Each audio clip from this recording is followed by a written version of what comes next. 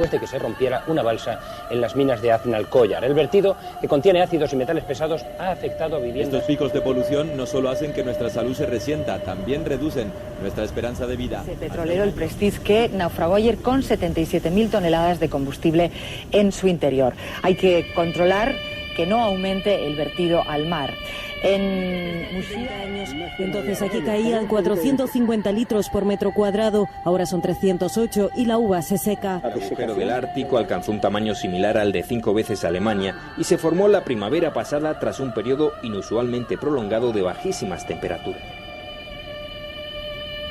Todos tenemos el poder de cambiar. Entonces, ¿a qué esperamos?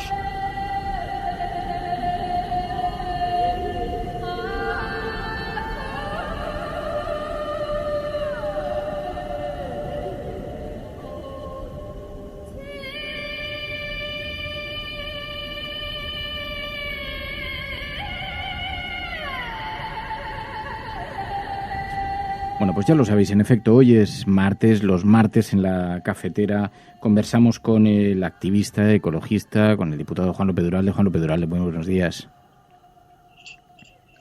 Hola, buenos días, Fernando.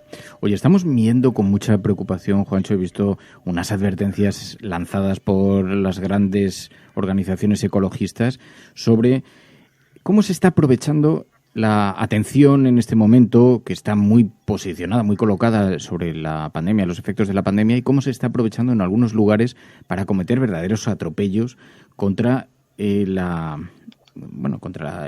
ecología, el medio ambiente.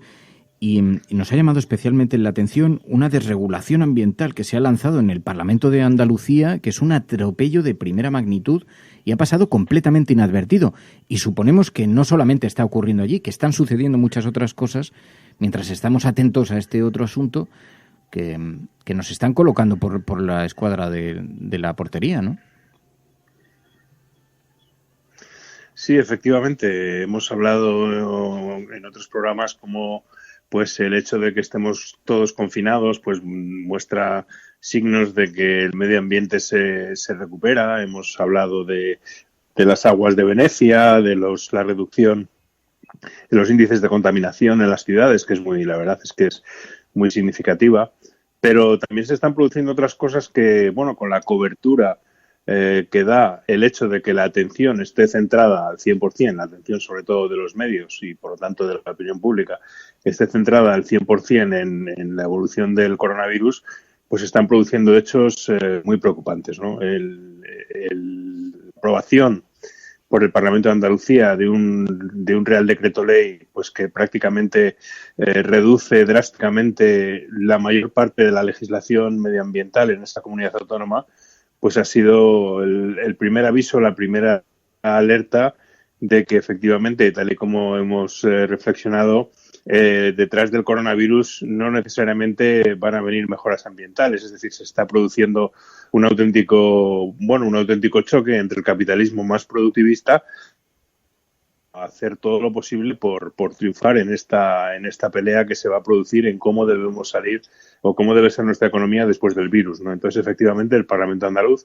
ha aprobado un decreto, aprobado previamente, lógicamente, por el gobierno del trifachito andaluz, del Partido Popular, de Vox y de Ciudadanos, que va prácticamente en todas las leyes que restringen de alguna manera el urbanismo en la comunidad autónoma, es decir, leyes de protección del litoral, leyes del suelo, leyes de suelos contaminados, etcétera, etcétera. Y, bueno, pues lo que hace es reducir esa protección ambiental, claramente con un objetivo que no es otro que el volver a relanzar la economía del ladrillo en Andalucía, ¿no?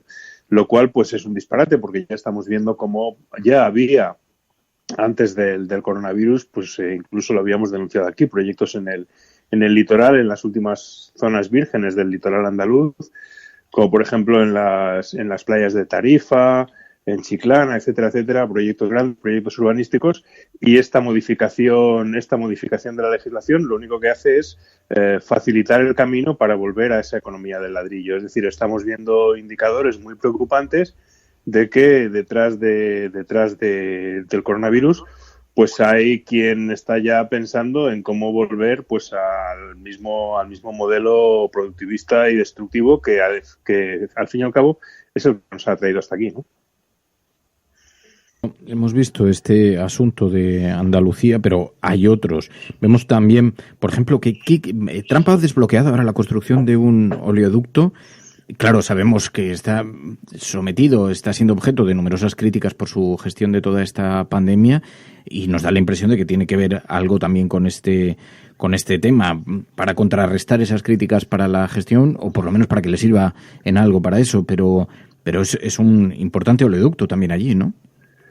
Sí, exactamente. Es exactamente lo mismo que está pasando aquí, tapado por la atención del coronavirus, o en este caso, en el caso de Estados Unidos, precisamente para tapar sus malas decisiones y su mala gestión, que está pues llevando el tema del coronavirus a una situación extrema en ese país. Pues lo que ha hecho ha sido, bueno, pues también adoptar medidas que van en el sentido de reducir o restringir las legislaciones ambientales, ¿no? Por un lado, restringe las legislaciones en contra de la contaminación, especialmente las que afectan a la industria petrolera y a la industria del gas. Y por otro lado, efectivamente, lo que hace es facilitar la construcción de ese famoso oleoducto que, bueno, pues que ha sido tan polémico durante tantos años, que cruza prácticamente todo el país y que cuenta con una enorme oposición. Entonces, no se le ocurre nada mejor en este contexto, en el actual contexto, que dar el visto bueno, de dar luz verde a este proyecto al mismo tiempo que reduce las leyes o la fuerza de las leyes contra la contaminación ambiental. Es otro ejemplo, ¿no? Un ejemplo importante, lógicamente, de cómo se está utilizando la crisis del coronavirus, no tanto como se podría esperar, para luchar contra la destrucción ambiental, contra la contaminación, que ya hemos hablado y, bueno, pues la comunidad científica nos está advirtiendo de cómo precisamente son factores que ayudan a que se produzcan nuevas pandemias. La destrucción ambiental es un factor que ayuda a que se produzcan nuevas pandemias. O hemos escuchado, como también nos han dicho, que en zonas más contaminadas somos más vulnerables al virus y, sin embargo, pues en vez de ir por la línea de una menor contaminación y de realmente un cambio de modelo, pues lo que se está haciendo, o al menos hay más de lo mismo, de volver o de incidir todavía más en ese productivismo, ¿no? Tanto en España como en otros países, incluso en China, ¿no? Dado que uno de los proyectos reina de la salida de la crisis del coronavirus es la construcción de nuevas centrales térmicas de carbón. Es decir, que parece que desgraciadamente hay síntomas de que la salida pueda ir por más productivismo y más destrucción. Esto es importante porque hacías una alusión a eso. Comentábamos hoy, cuando comenzaba el programa, el concepto de las enfermedades zoonóticas, las enfermedades transmitidas de animales a humanos, y las principales causas. Una de las principales causas, el 31%, lo ocupa la deforestación, los cambios en el uso del suelo. Así que hay una incidencia directa en el impacto de estas enfermedades que saltan desde el mundo animal hasta los humanos en la destrucción del medio ambiente, ¿no? Absolutamente, y por eso hemos hablado una y otra vez de que una de las mejores políticas preventivas es la protección ambiental. La realidad es bastante sencilla, es decir, en tanto en cuanto los animales están refugiados en ese ecosistema que hace un poco de escudo entre el ser humano y el animal, pues digamos que esos virus, esas bacterias, esas enfermedades que pueden estar en ese ecosistema, pues permanecen ahí, ¿no? Si el ecosistema se destruye, los animales buscan otro en los que vivir. Un ejemplo es el ejemplo del SARS y los murciélagos, donde los murciélagos se desplazan debido a la destrucción de su ecosistema y se instalan en zonas habitadas por los seres humanos y se alimentan de los árboles frutales que utilizan los seres humanos. A partir de ahí, el comer esos frutos que habían sido contaminados por esos murciélagos, digamos, que habían sido roídos por los murciélagos, pues hace que se transmita el virus, ¿no? Otro ejemplo muchas veces repetido es el caso del VIH. El VIH inicialmente su origen está en los primates y por lo tanto esa transmisión se produce al parecer por el consumo de primates que en un principio, si la selva está bien conservada y bien vigilada, no tiene por qué producirse porque de hecho es una actividad que estaría prohibida. Y así sucesivamente, ¿no? Y luego tenemos además otro factor que es el cambio climático. El cambio climático lo que hace es que con las nuevas condiciones ambientales permite que determinados vectores que transmiten enfermedades, como el mosquito tigre, etcétera, pues puedan tener una presencia en lugares donde hasta ahora no habían estado, ¿no? Y eso hace que las latitudes en las que pueda estar, por ejemplo, el vector de la malaria, pues cambian y cada vez hay una mayor extensión de estos vectores de plagas y hace que se expandan enfermedades como la malaria o como el dengue, por ejemplo, ¿no? que se está extendiendo también mucho. Es decir, que existe una correlación, y eso nos lo dice la comunidad científica de manera reiterada, existe una correlación directa entre la degradación ambiental y el salto de esas enfermedades a los seres humanos. La protección de la biodiversidad, sí. No, que lo que no parece haber es es conciencia sobre esto, porque estamos viendo, Juan, cómo incluso en estos días hemos conocido los que no parecen estar en cuarentena son los incendiarios, porque hemos visto también incendios que se intuye tienen la mano del hombre detrás, ¿no? Sí, llama la atención, ¿no? Llama la atención que se estén produciendo incendios en la cornisa cantábrica, en concreto en Cantabria.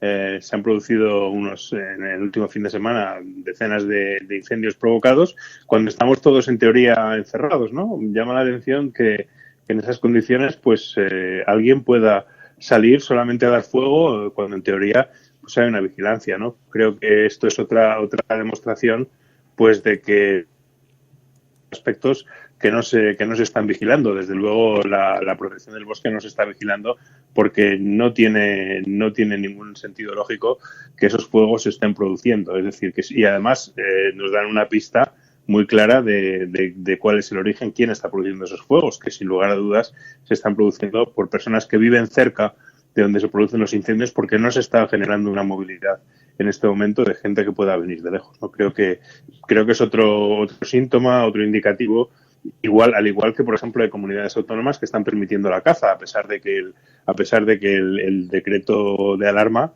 la prohíbe expresamente, ¿no? Sin embargo, en comunidades autónomas como Asturias, etcétera, pues la caza se está permitiendo, ¿no? Y hay un lobby de los cazadores pues muy fuerte diciendo que quieren salir a cazar y están utilizando las imágenes esas imágenes que se han hecho ahora tan virales de los animales pues paseando por las ciudades, la última que es muy muy bonita de unos corzos en el acueducto de Segovia, no sé si la has visto, pero está genial.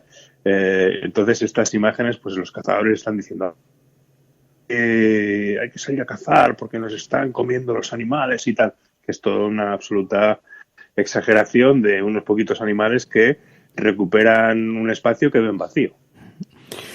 Pues en efecto, con la población confinada, la atención mediática centrada en esta crisis sanitaria, decía Juan López de Uralde, se está aprovechando para colar por la puerta de atrás cosas como este decreto andaluz que facilita la desregulación ambiental, una auténtica barbaridad. Juan López de Uralde, gracias, Juancho, un abrazo muy fuerte.